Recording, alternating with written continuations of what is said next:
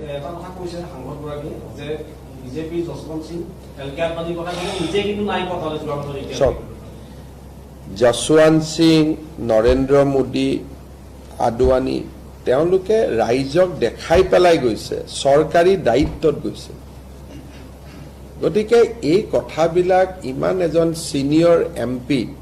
deputy leader of A party মণিপুৰৰ বিষয়ে ইমান সংসদত কয় তেওঁ যদি আপেল আৰু কমলাৰ পাৰ্থক্য বুজি নাপায় অহাকালি যদি ভাৰত পাকিস্তানৰ কিবা আলোচনা হয় তেলে পাকিস্তানৰ প্ৰধানমন্ত্ৰীটো ভাৰতত আহিব ভাৰতৰ প্ৰধানমন্ত্ৰীও পাকিস্তানত যাব কিন্তু ভাৰতৰ প্ৰধানমন্ত্ৰীজন যেতিয়া পাকিস্তানত যায় তেওঁৰ লগত ৰৰ মানুহ থাকে বৈদেশিক পৰিক্ৰমা বিভাগৰ মানুহ থাকে প্ৰধানমন্ত্ৰীজন অকলে না যায় তেওঁ লগত 40-50 জন মানুহ লগত লৈ যায় কি কথা পাতিছে নাপাতিছে ৰেকৰ্ড হয় আৰু দিনৰ পোহৰত যায় এটা যদি আপোনালোকে কয় যে আপেল আৰু কমলাৰ মাজত কম্পেয়াৰ কৰ সেইটো নহয় নহয় ৰাষ্ট্ৰৰ দায়িত্বটো আমি তেতিয়া ক'ব পাৰে যে ইণ্ডিয়ান আৰ্মিওটো পাকিস্তানৰ ভিতৰত যায়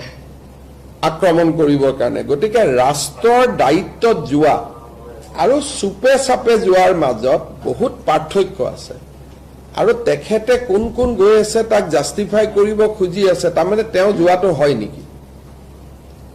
কোন নৰেন্দ্ৰ মোদী কৈছে কোনবা আৰএছএছৰ মানুহৰ নাম লয় মই জীৱনতে শুনা নাই কোন তেনেকুৱা মানুহ সেইটোকে তেওঁ বেলেগে যোৱাৰ উদাহৰণবোৰ দি আছে তাৰমানে মোৰ অভিযোগটো আপোনালোকেও আন্দাজ কৰিব পাৰিছে যে মোৰ অভিযোগটো সঁচা এতিয়া চাওক সেইটোতো আমি কিয় ৰব লাগে এইটো আমি ডিসাইড কৰিম নহয় তেওঁ সোনকালে কৰোৱাব খুজি আছে যাতে মই প্ৰভুক হৈ কাগজ পত্ৰ নোহোৱাকৈ আপোনালোকক কৈ দিওঁ কিন্তু মইতো 25 বছৰ ৰাজনীতি কৰিলো না কেতিয়া কি ক'ব লাগে তো মই জানো গতিকে আমাৰ ডেট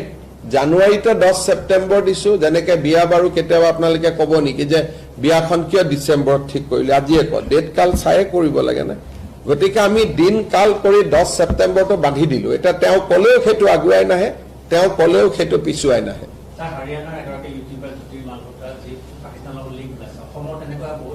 মই ভাবো যে জ্যোতি মালহোত্ৰাতকৈ আমাৰ কেছটো বেছি সিৰিয়াস জ্যোতি মালহোত্ৰাৰ কেছটোতো এটা ইউটিউবাৰ ডেকা ছোৱালী এজনী তাই গ'ল জাসুস হল বেলেগ কথা কিন্তু সংসদ যোনে নেকি ডাইৰেক্ট ঘূৰি আহি পেলাই জ্যোতি মালহোত্ৰাই নিউক্লিয়াৰ ৱেপনৰ ওপৰত সংসদত কুৱেশ্যন কৰিব নোৱাৰে